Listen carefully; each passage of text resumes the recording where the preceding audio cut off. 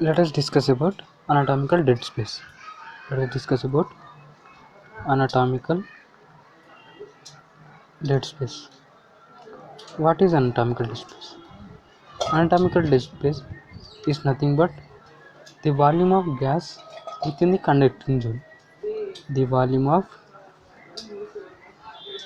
gas within conducting zone. Within conducting zone. Conducting zone. As all of us know, what is conducting zone, right? Conducting zone in the sense up to 16 generations in the respiratory tract, up to 16 generations, we call it as connecting zone. So let me make it more clear. As all of us know, as we go down the respiratory tract, they go on dividing like this. They on go dividing, right? They go on dividing. So each division is considered as one generation. Okay, each such division is considered as one generation. Trachea is considered as zero generation. So suppose it is trachea, it divides into bronchi, right? So almost there are 23 generations in respiratory tract. The first 16 generations are combinedly called conducting zone. Okay, so the volume of gas within this conducting zone is called anatomical dead space. Usually in upright position, this will be 2 ml per kg in upright position. In upright position. Let us see the various factors that increase anatomical dead space. The various factors that increase anatomical dead space. Factors that increase anatomical dead space.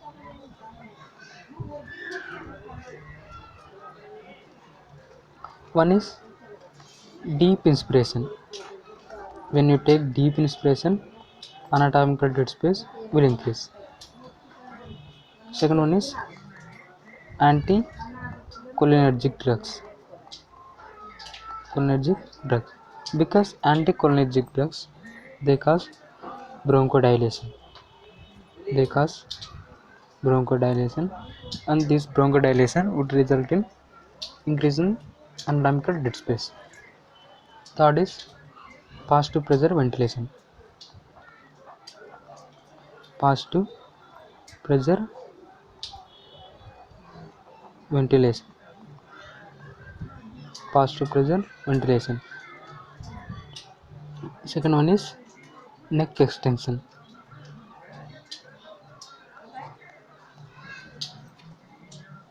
Neck extension and jaw protrusion. And jaw protrusion. So the fifth factor is upright position. Upright position. In upright position or upright posture. Emphysema. In emphysema also there is an increase in anatomical dead space. Let's see how it increases anatomical dead space. As all of us know, in emphysema what happens is elastic tissue in airways will be damaged. Due to loss of elastic tissue, there will be dilation. Due to loss of elastic tissue, there will be dilation. Due to this dilation, there is increase in anatomical dead space. And seventh is general anesthesia. General anesthesia. General anesthesia. General anesthesia. And next one is artificial airway. When you artificial airway, increase in age. As the age increases, anatomical dead space also increases. Third one is last one, hyperventilation. The last one is hyperventilation.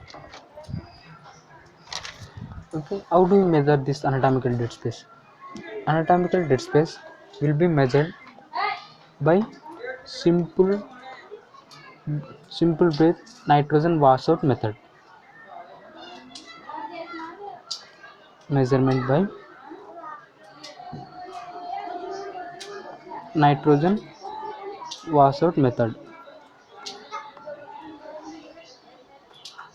Okay, this is about measurement. Let's see the functions of anatomical dead space. Functions of anatomical dead space. Functions are, as there is air in airways, that means you see the anatomical dead space. If there is increase in anatomical dead space, carbon dioxide will be retained. So the function of anatomical dead space is retaining of carbon dioxide. When you inspire air,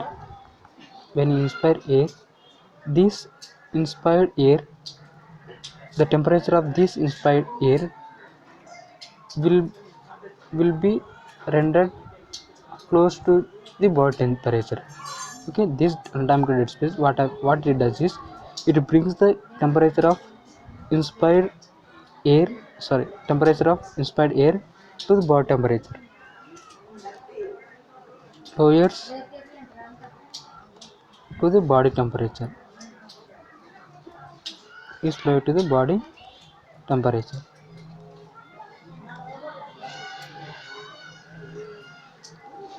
And it also increases the affinity to hemoglobin. It also increases affinity to Hb. So as there is increase in affinity, there will be better uptake of oxygen.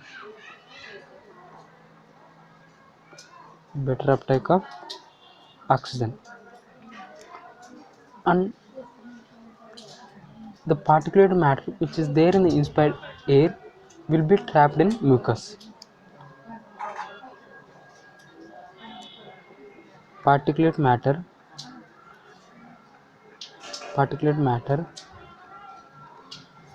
in inspired air will be trapped in mucus.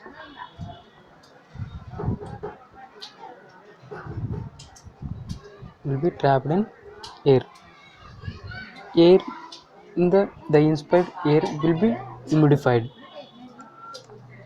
Air is humidified, and this results in improving the quality of airway mucus. Humidification of air results in improving the quality of